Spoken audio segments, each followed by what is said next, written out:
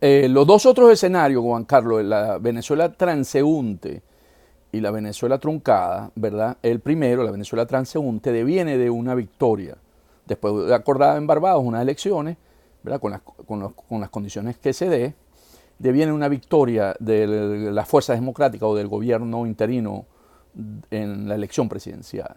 Entonces, ¿qué ocurre?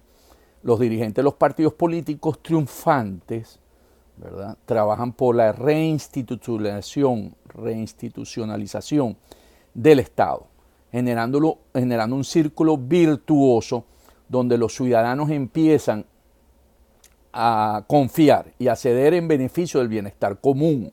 Se restituyen los pesos y contrapesos políticos e institucionales. Vuelven los medios de comunicación independientes, porque hay condiciones. Hay una incidencia efectiva en la toma de decisiones estructuradas, ¿verdad?, como resultado de la presión de los ciudadanos, de la sociedad civil. Se combate el crimen organizado transnacional con las agencias internacionales, o sea, como la DEA, ¿verdad?, el Interpol. Hay un esfuerzo consistente en prevenir violencia y el Estado va ganando control de todo el territorio que hoy, como sabemos, no lo controla en toda su extensión, sobre todo en las áreas fronterizas y en el arco minero. Hay mayor eficacia y transparencia en el gasto público, fortalecimiento de las finanzas públicas y estrategia económica responsable. Y se reestructura la deuda externa, que es muy importante para poder arrancar la economía venezolana, ¿no? Es un proceso, pero bueno, es el escenario de la transición hacia la democracia y de la reconstrucción del país. Va a depender mucho del consenso político entre todos los partidos que están y los ciudadanos. Aquí hay ¿cómo se llama?, sentimiento de que hay que crear ese país, ¿verdad? El proyecto país de todos, en el que todos estamos incluidos, un país inclusivo. Requiere una máxima coordinación y flexibilidad por parte de los políticos, porque tenemos que reconocer, ¿verdad?, a los otros sectores, por ejemplo, como el chavismo democrático. Vamos a tener que compartir parte de ese país. Y los gobiernos democráticos del mundo, ¿verdad?, y los organismos multilaterales. En el tercer escenario, que es la Venezuela truncada, resulta el triunfo electoral del partido que usurpa el poder actualmente. Este es el triunfo del PSUV. Se caracteriza por su condición inercial en el que grupos de poder actúan activamente con el objetivo de proteger y mantener su poder, sus privilegios y su riqueza, y la repartición del territorio. Se mantiene la ilegalidad, inseguridad e iniquidad.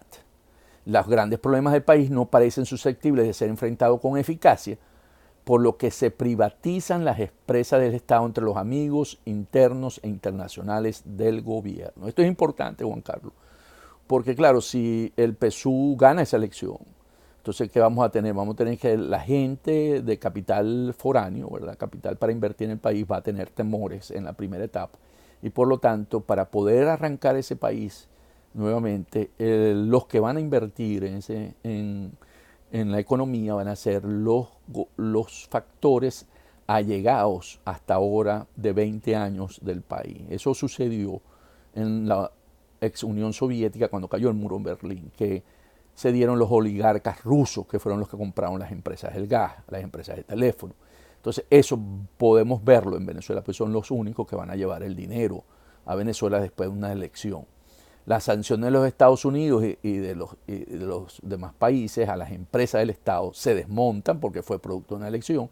Hay una asamblea nacional, porque si se da, en la que van a haber participación de distintos partidos políticos, por lo tanto, vamos a tener una asamblea nacional multicolor, ¿verdad? Podría haber una mayoría simple del Ejecutivo, pero no una supermayoría, por lo tanto va a tener que haber negociación para producir las leyes, lo que obliga a los actores políticos a hacer un esfuerzo por reconciliarse con la sociedad.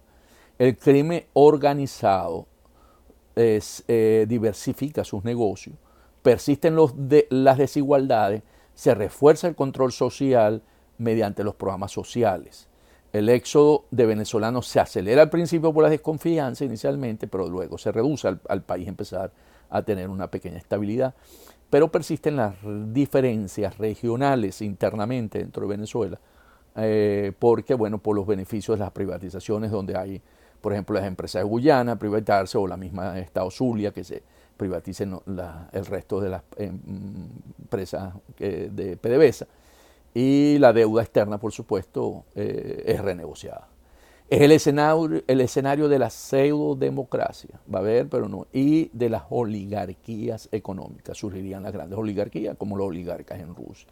Depende de la ruptura. Aquí el PSUV tiene que haber un tratamiento de choque y desprenderse del plan de la patria, que es el que lo tiene a ellos atado a poder salir a una distinta economía, y de pacificación del país y compromiso con la hoja de ruta señalada por el informe Bachelet para poder restituir la parte de los derechos humanos.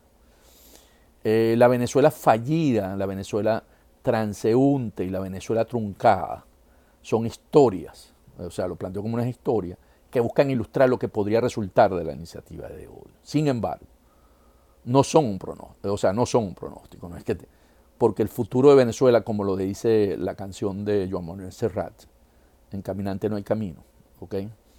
Porque el futuro de Venezuela se hace al andar, y golpe a golpe, verso a verso.